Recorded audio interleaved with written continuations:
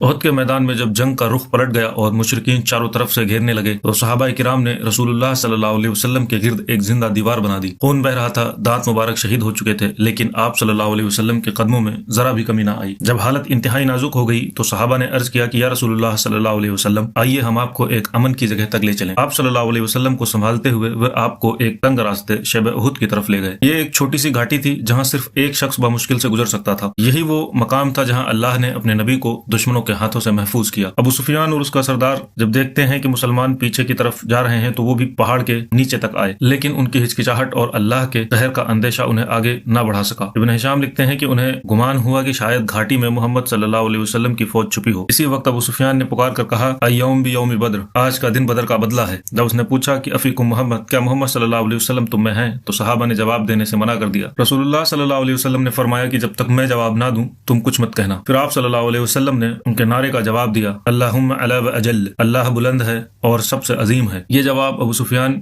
کے لیے کافی تھا۔ اس نے کہا، تمہارے مقتول ہمارے مقتولین سے زیادہ ہیں، اور لشکر واپس مڑ گیا۔ جب دشمن واپس ہٹا تو مسلمان گھاٹی سے نکل کر میدان احد میں پھر سے پھیل گئے۔ ان کا سب سے پہلا کام تھا کہ شہید صحابہ کو ڈھونڈنا، انہیں اٹھانا اور ان کی قدر و حرمت کے ساتھ انہیں دفن کرنا۔ حضرت حمزہ رضی اللہ عنہ کا جسم دیکھ کر رسول اللہ صلی اللہ علیہ وسلم نے رونا شروع کر دیا۔ ان کے جسم کو بدصورت طور پر زخمی کیا گیا۔ آپ صلی اللہ علیہ وسلم نے فرمایا کہ اللہ کی راہ میں اس سے زیادہ کبھی کسی پر ظلم نہیں ہوا ہوگا۔ پھر آپ صلی اللہ علیہ وسلم نے حضرت موسیٰ بن عمیر رضی اللہ عنہ کا جسم ڈھونڈا، جسے پہچاننا بھی مشکل تھا۔ آپ صلی اللہ علیہ وسلم نے ان کے سرحانے بیٹھ کر فرمایا کہ مدینہ کا سب سے لاڈلا جوان اللہ کی راہ میں سب سے پہلے اپنا گھر، اپنی عیش و آرام اور آخر اپنا جسم تک دے گیا۔ یہ وہ لمحہ تھا جہاں نبی کریم صلی اللہ علیہ وسلم کی آنکھوں میں آنسو رک نہیں رہے تھے۔ دو شہیدوں کو ایک ہی لباس میں دفن کرنا پڑا۔ مسلمانوں کے پاس کفن کم تھا، اسی لیے دو شہیدوں کو ایک ہی کفن میں دفن کیا گیا۔ آپ صلی اللہ علیہ وسلم پہلے ان میں سے اس شخص کو قبر میں رکھتے جسے قرآن زیادہ حفظ تھا۔ آپ صلی اللہ علیہ وسلم فرماتے کہ آپ میں سے قرآن کا سب سے بڑا حامل کون ہے، پھر اسے پہلے دفن کیا جاتا۔ یہ قرآن کی عظمت کا وہ اظہار تھا جسے دیکھ کر صحابہ بھی رو پڑے۔ تو احد نے ہمیں سکھایا کہ فتح ہمیشہ زخموں سے نہیں ماپی جاتی، بلکہ وفا، صبر اور حکم نبوی کی اطاعت سے ہوتی ہے۔